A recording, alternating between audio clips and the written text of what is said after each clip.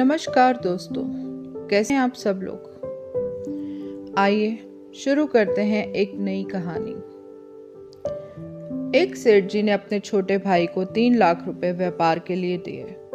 उसका व्यापार बहुत अच्छा जमने लगा, लेकिन उसने रुपए बड़े भाई को वापस नहीं लौटाए। आखिर दोनों में झगड़ा हो गया। झगड़ा भी इस सीमा तक बढ़ गया कि दोनों का एक दूसरे के यहाँ आना जाना बिल्कुल बंद हो गया।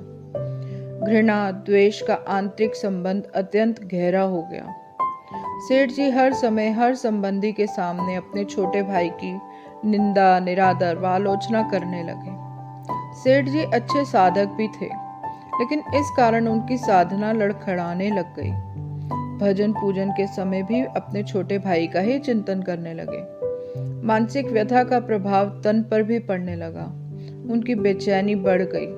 समाधान उन्हें मिल नहीं रहा था। आखिर में वे एक संत के पास गए और अपनी व्यथा सुनाई। संत जी ने कहा, बेटा तू चिंता मत कर, ईश्वर कृपा से सब ठीक हो जाएगा। तो कुछ फल और मिठाइयां लेके आज अपने छोटे भाई के घर जाना और मिलते ही उसको कहना, अनुज सारी भूल मुझसे हुई है, मुझे क्षमा कर दो। सेठ जी ने कहा, महाराज मैंने ही तो उसकी मदद की थी और क्षमा भी मैं ही मांगू। संत श्री ने उत्तर दिया, परिवार में ऐसा कोई भी संघर्ष नहीं हो सकता जिसमें दोनों पक्षों की गलती ना हो। चाहे एक पक्ष की भूल 1% और दूसरे पक्ष की 99%, पर भूल दोनों तरफ से ही होती है। सेठ जी की समझ में कुछ भी नहीं आ रहा था।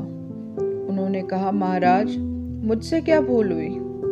बेटा तुमने मन ही मन अपने छोटे भाई को बुरा समझा, यह है तुम्हारी पहली भूल।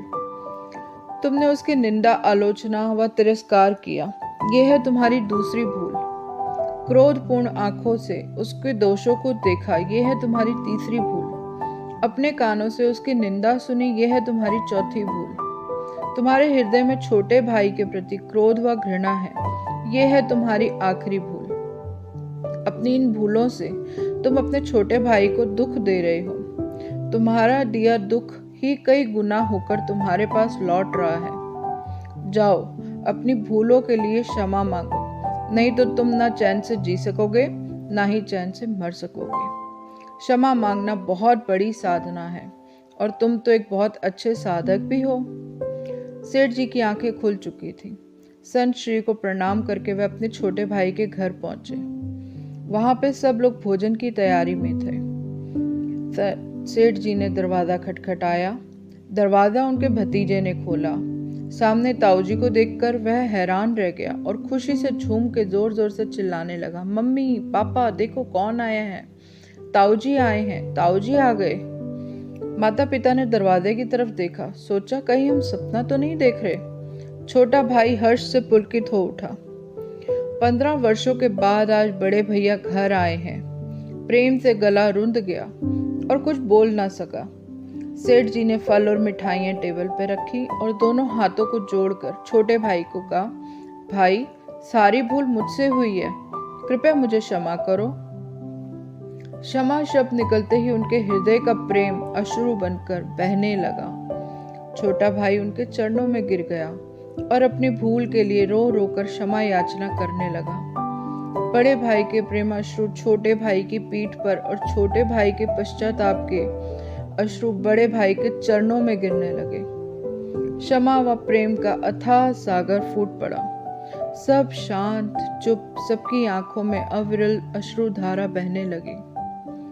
छोटा भाई उठ गया और रुपए लाकर बड़े भाई के सामने रख दिए। बड़े भाई ने कहा, भाई आज मैं इन कोड़ियों को लेने नहीं आया हूँ, मैं तो अपनी भूल मिटाने, अपनी साधना को सजीव बनाने और द्वेष का नाश करके प्रेम की गंगा बहाने आया हूँ। मेरा आना सफल हो गया, मेरा दुख मिट गया, अब मुझे आनंद का एहसास हो रहा है। छोटे भाई ने कहा, भैया जब तक आप ये रुपए नहीं लेंगे तब तक मेरे हृदय की तपन भी नहीं मिटेगी, कृपया आप ये रुपयों को ले लो। सेठ जी ने छोटे भाई से रुपए लिए और अपनी इच्छा अनुसार अपने भतीजे भतीजियों में उसको बांट दिया। अब सब लोग कार में बैठे और बड़े भाई के घर गए। 15 वर्ष बाद उस अर्धरात्रि में जब पूरे परिवार का मिलन हुआ तो ऐसा लग रहा था मानो साक्षात प्रेम के शरीर धारण कर लिया और वहां पहुंच गया। सारा परिवार प्रेम के अथाह सागर में मस्त हो रहा था। क्षमा मांगने के बाद उस सेठ जी के दुख, चिंता, तनाव, भय, मानसिक रोग जड़ से मिट गए थे और साधना सजीव हो उठी। God is love. दोस्तों, अगर आपको मेरी ये कहानी पसंद आई है तो प्लीज़ इसे लाइक, शेयर और सब्सक्राइब ज़रूर करिएगा ताकि मेरी आने वाली कहानियों को आप सुन सकें। Thank you.